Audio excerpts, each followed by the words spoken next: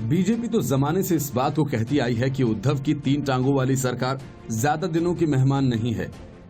ये सरकार अपने ही अंतर विरोधों के कारण गिर जाएगी।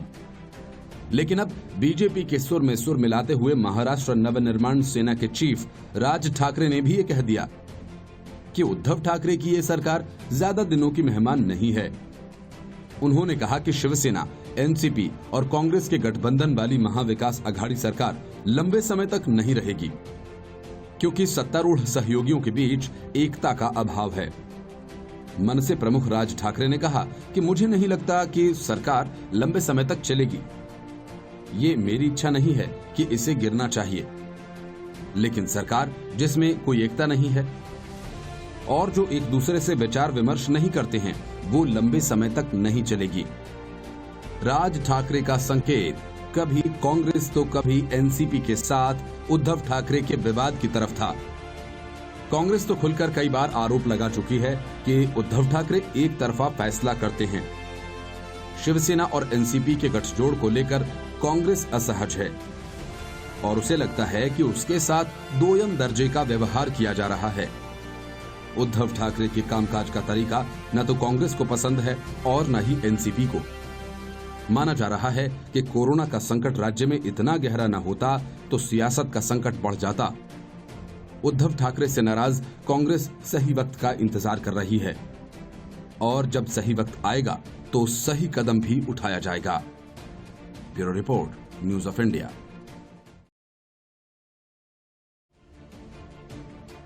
राजस्थान की राजनीति का नया ठिकाना अब जैसलमेर बन गया है, लेकिन अशोक गहलोत सरकार पर संकट के मंडराते बादल छंटने का नाम नहीं ले रहे।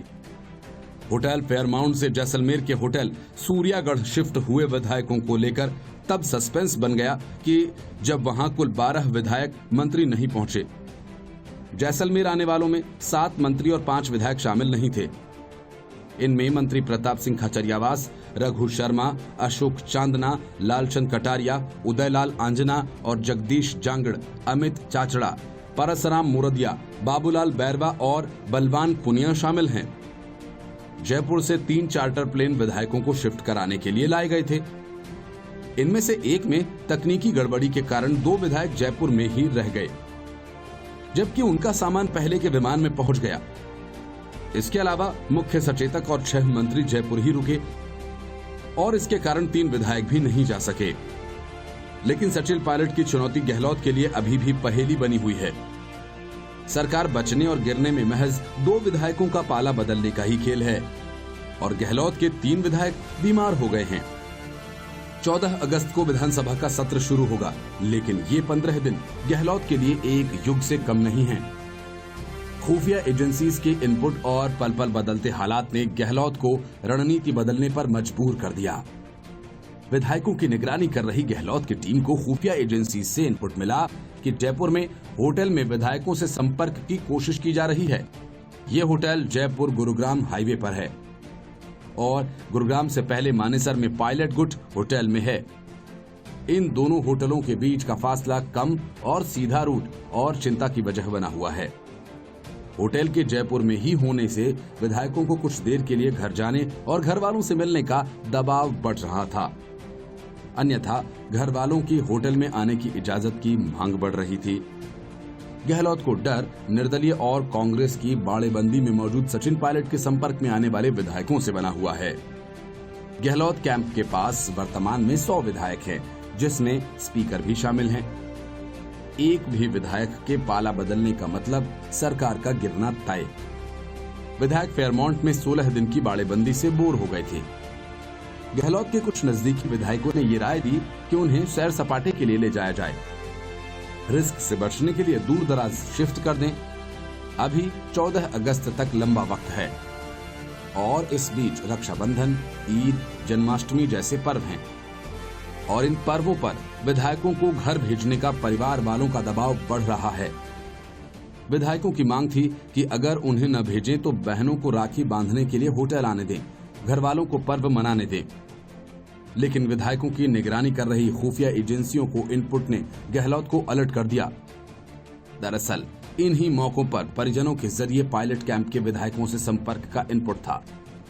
ऐसे में गहलोत ने तय किया कि विधायकों को ऐसी जगह शिफ्ट किया जाए जहां तक आसानी से किसी की पहुंच न हो।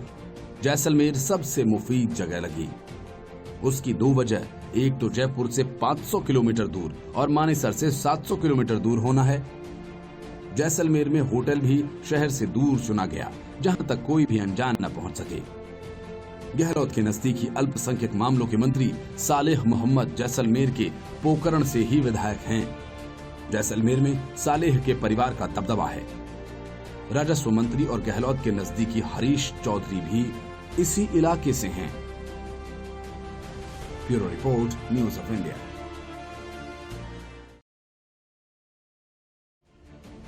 कांग्रेस आज उस दोराहे पर खड़ी है जहां से एक रास्ता पार्टी में बड़े विद्रोह की तरफ जाता है तो दूसरा रास्ता उसे गर्त की तरफ ले जाने के लिए है। बीच का कोई रास्ता नहीं है। अगर ऐसा कोई रास्ता होता तो राहुल गांधी और सोनिया गांधी के बीच बटे कांग्रेस के सीनियर और युवा नेताओं में इतनी तीखी भिड़ंत नहीं होती जो अब हो रही है। इस घमासान का आलम यह है कि एक तरफ राहुल समर्थक युवा ब्रिगेड कांग्रेस की मौजूदा दुर्दशा के लिए यूपीए दौर के अग्रिम पंक्ति के नेताओं पर सवाल उठा रहे हैं, तो दूसरी तरफ पुराने नेता खुलकर 2019 में हार के लिए राहुल गांधी के नेतृत्व पर सवाल उठा रहे हैं। पार्टी में घमासान की स्थिति उस नाजुक मोड़ पर पहुंच गई है कि पुरानी पीढ़ी के कई बड़े नेता आक्रोश में उबल रहे हैं। ये आक्रोश किसी भी समय पार्टी में विद्रोह जैसे हालात पैदा कर सकता है। सूत्रों ने कहा कि एक दिन पहले राज्यसभा सांसदों की सोनिया गांधी के साथ बैठक हुई। तीखी बहस के बाद कई वरिष्ठ नेता युवा ब्रिगेड की आड़ में चले जा रहे दांव को पंक्चर करने के लिए अब खुलकर सामने आने से भी परहेज नहीं करेंगे। हालांकि सोनिया गांधी की सेहत की वजह से इन नेताओं ने कभी मुखर होना मुनासिब नहीं माना। नेतृत्व के नाम पर पुराने नेताओं को किनारे करने के लिए राहुल गांधी की कथित कोशिशों पर पार्टी के एक वरिष्ठ नेता ने कहा कि राजीव सावंत और केसी वेणुगोपाल जैसे चेहरों के सहारे कांग्रेस को बदलने की बात आम के पेड़ पर तरबूज उगाने जैसी है। राहुल आम के पेड़ पर बेमौसमी आम उगाने का प्रयास करें तो शायद हम ये स्वीकार कर लें, लेकिन आम के पेड़ पर वे तरबूज उगाने की कोशिश करेंगे तो ये नहीं चलेगा। वरिष्ठ नेताओं के इस रुख से साफ है कि राहुल को फिर से अध्यक्ष पद पर पुरानी पीढ़ी के नेता देखना नहीं चाहते और इसके लिए अपने चेले चपाटों के जरिए जो खेल राहुल पर्दे के पीछे से खेल रहे हैं उसे नाकाम करने के लिए बुजुर्ग पीढ़ी तैयार है। यूपीए में मंत्री रहे एक अन्य वरिष्ठ नेता ने कहा कि बेशक पार्टी इस समय अपने सबसे विकट दौर में है, नेतृत्व के असमंजस की स्थिति अब लंबे समय तक स्वीकार्य नहीं रह पाएगी। वरिष्ठ नेताओं के सुर में सुर मिलाते हुए मनीष तिवारी ने भी राहुल के करीबी राजीव सावंत पर निशाना साधा।